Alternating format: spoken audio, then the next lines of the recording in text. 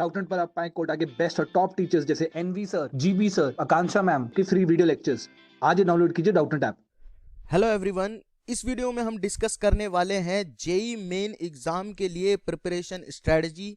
वो prestigious exam जो आपको डायरेक्ट एडमिशन दिलाता है एनआईटी कॉलेजेस में और उसके अलावा रास्ते खोल देता है आपके जेई एडवांस को अपीयर करने के लिए कि आप जेई एडवांस में कैसे अपीयर होंगे। ठीक है, तो भाई बहुत ही इंपॉर्टेंट एग्जाम है और बच्चे काफी इस टाइम पे कंफ्यूजन में है कि भाई टाइम पे टाइम इंक्रीज होता जा रहा है, लॉकडाउन इंक्रीज होता जा रहा है, हमने तो सब कुछ पढ़ लिया, अब हम क्या करें, कितना पढ़े, कहाँ से पढ़ें। तो बहुत सारे डाउट्स मुझे पता है बच्चों के मन में है, तो उन्हीं डाउट्स को क्लियर करने के लिए मैं यहाँ पे ये वीडियो बना रहा हूँ। तो स्टार्ट करते हैं वीडियो को। सबसे पहले जो पहला डाउट बच्चों के मन में है वो ये है कि क्या पढ़ाई की जाए। भाई हमने तो 2 साल से 11वीं 12वीं में अच्छे से मेहनत की थी, अप्रैल में होने वाला था जेई मेन, इवन जनवरी में हम अच्छे से दे चुके थे। अब हमें लगा कि अप्रैल में हम और इम्प्रूव करेंगे अपनी परसेंटाइल को, तो अप्रैल में एग्जाम हुआ नहीं, तो अब हम ऑलरेडी सब कुछ पढ़ चुके हैं जितनी हमारी लिमिट्स में था, अब क्या पढ़ें। ठीक, फिर कहाँ से पढ़ें, जो हमारे पास मटेरियल है वो तो हम कवर कर ही चुके हैं, अब क्या एक्स्ट्रा चीजें पढ़ी जाएं, फिर क्या परफेक्ट स्ट्रेटजी हो एग्जाम के लिए, और जो डाउट्स हैं उनके बारे में क्या विचार बन रहे हैं।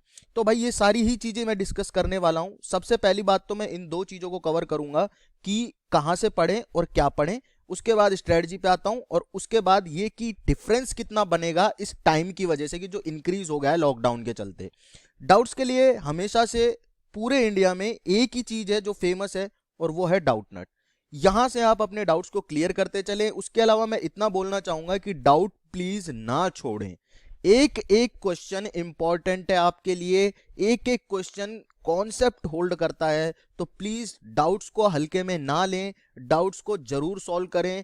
और अगर कोई भी सवाल आपसे सॉल्व नहीं होता है तो प्लीज उसे डाउटनट पे जाके एक बार चेक करे, आपको वीडियो सॉल्यूशन उसकी मिल जाएगी। तो इसका तो खेल खत्म हो जाता है ना, कि कितने भी डाउट है आप डेफिनेटली पूछो, जितने डाउट है आप पूछते चलो डाउटनेट पे, आपको सबके सॉल्यूशन मिल जाएंगे। तो यहाँ तो अपना जो इंपॉर्टेंट काम है कि डाउट्स हमारे नहीं बच रहे हैं वो हो गया। अब ये 3 चीज है जो इंपॉर्टेंट बाकी रह जाती हैं। इनके लिए मैंने क्या किया है कि सबसे पहले ये जान लेते हैं कि क्या इंपॉर्टेंट है। बात करूं फिजिक्स, केमिस्ट्री और मैथ्स की, हमें पता है तीनों ही सब्जेक्ट्स में 25 और 25 क्वेश्चंस आने वाले हैं। 20 क्वेश्चंस जो होंगे वो होंगे आपके एमसीक्यूज तीनों ही सब्जेक्ट में, और 5 क्वेश्चन जो होंगे वो होंगे आपके न्यूमेरिक वैल्यू।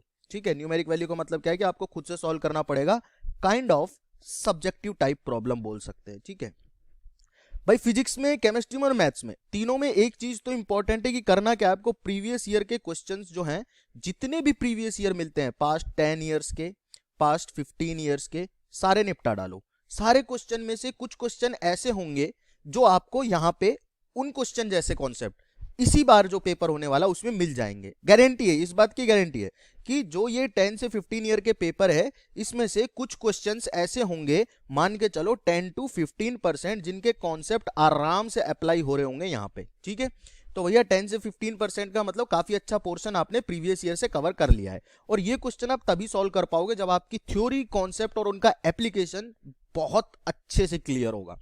उसके अलावा जो इंपॉर्टेंट चीज है जो आपको करनी है वो क्या है, उस पर मैं डिस्कस करता हूं। भाई फिजिक्स में आपको सब्जेक्टिव प्रॉब्लम्स पे थोड़ा ध्यान देना है।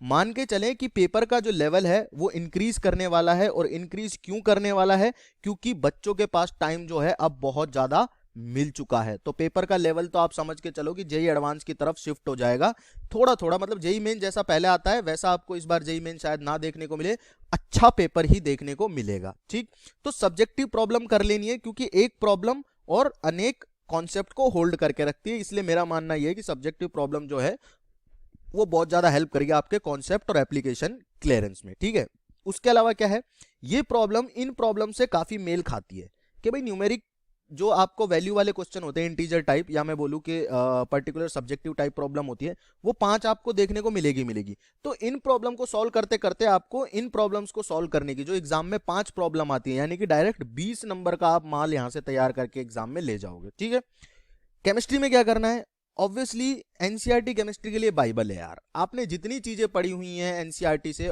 ऑफ कोर्स आपने जनवरी में देख लिया होगा कि इवन कुछ टेबल वगैरह जो बनी हुई है एनसीईआरटी में, वहां से डायरेक्ट क्वेश्चन उठ के आ गया। ठीक है, तो मतलब एनसीईआरटी की एक एक लाइन का बहुत ज्यादा इंपॉर्टेंस बन जाता है केमिस्ट्री के लिए जेईई मेंस एग्जाम में। मैथ्स के लिए क्या है, मैथ्स के लिए भाई डाउटनट सुपर 40 है, सुपर 60 भी है होने को तो डाउटनट की, ठीक है, लेकिन सुपर 60 क्या है कि सुपर 60 में जेईई मेन प्रॉपर जो पुराने बेस पे होता था उस लेवल के क्वेश्चन है। यानी कि अगर आप बिगिनर हो, आपको उतने अच्छे से चीजें या एप्लीकेशन नहीं होती हैं कॉन्सेप्ट्स की, तो आप सुपर 60 से स्टार्ट करें। अगर आपने ऑलरेडी, क्योंकि मैं मान के चल रहा हूँ बच्चे तैयारी करके बैठे हुए हैं, अब तो वो एकदम गुस्से में है कि मैदान में उतार दो, अब तो फोड़ देंगे जेईई को, तो उनके लिए इंपॉर्टेंट है कि वो सुपर 40 सीरीज जो है वहां से क्वेश्चंस को प्रैक्टिस करें और कॉन्सेप्ट को अपने कॉन्सेप्ट को स्ट्रेंथन करें। अब अगर मैं केमिस्ट्री में बात करूं, आपने एनसीईआरटी भी पढ़ ली, बहुत अच्छे से पढ़ ली, अब और क्या किया जाए, तो भैया डाउटनट पे आपको पता है सुपर 60 जो है केमिस्ट्री की, उसे एक बार सॉल्व करें, वो भी हो जाती है, तो उसके बाद आप आ जाएं सुपर 40 पे। क्लियर, यहां तक क्लियर है बात।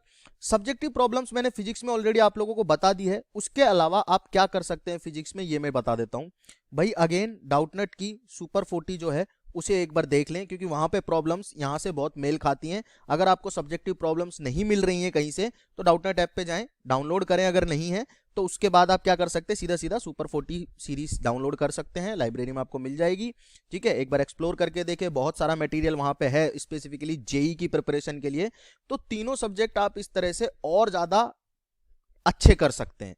जो चीज आपने पढ़ी है, जो चीज आपको आती है, वो तो सही है ही, मैं जानता हूं कि आप लोगों ने बहुत अच्छी तैयारी की हुई है अभी तक, लेकिन उसके अलावा अगर ये चीजें आप कर लोगे तो बच्चे देखो सबके लिए ही ये टाइम मिला है, ये टाइम सिर्फ आपको नहीं मिला है।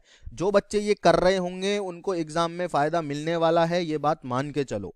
ठीक है, तो अब आगे चलते हैं कि ये जो एक्स्ट्रा टाइम मिला है ये क्या डिफरेंस बनाता है। ठीक है, अब पहली जो इंपॉर्टेंट चीज ये एक्स्ट्रा टाइम लेके आएगा, और ये किसके लिए लेके आएगा, सबके लिए लेके आएगा। ये जो एक्स्ट्रा टाइम है ये सारे ही बच्चों के लिए है। और ये क्या डिफरेंस बनाएगा भाई, देखो सब बच्चे अपने कॉन्सेप्ट और उनके एप्लीकेशन जो है उसे स्ट्रॉन्ग कर सकते हैं, उनकी स्ट्रेटनिंग कर सकते हैं। जितने कॉन्सेप्ट्स उन्होंने पढ़े हुए हैं उनका फिर से रिवीजन कर सकते हैं, जो नहीं पढ़े हुए हैं उन्हें पढ़ सकते हैं।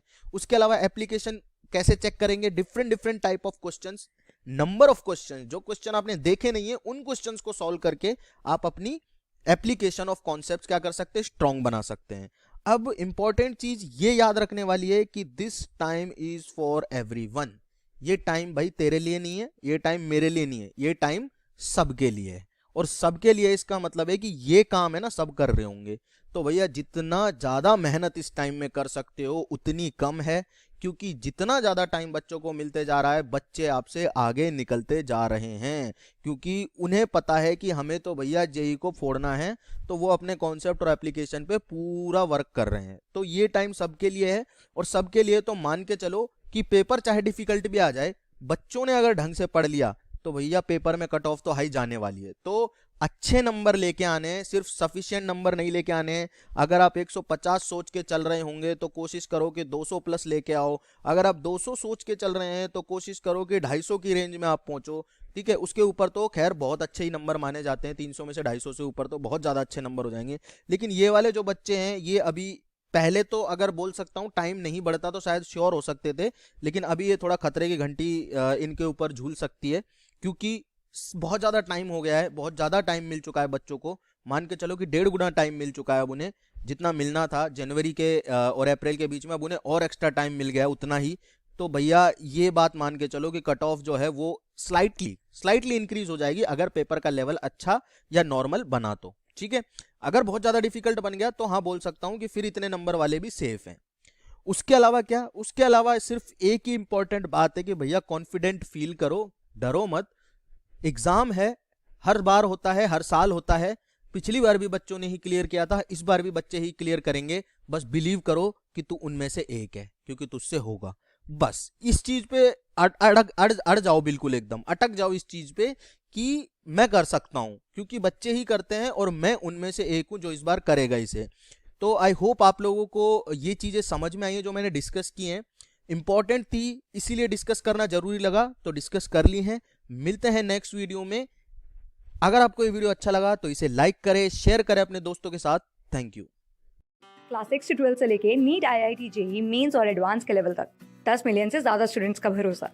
आज ही डाउनलोड करें डाउटनेट ऐप या व्हाट्सएप कीजिए अपने डाउट्स 8400 400 400 पर।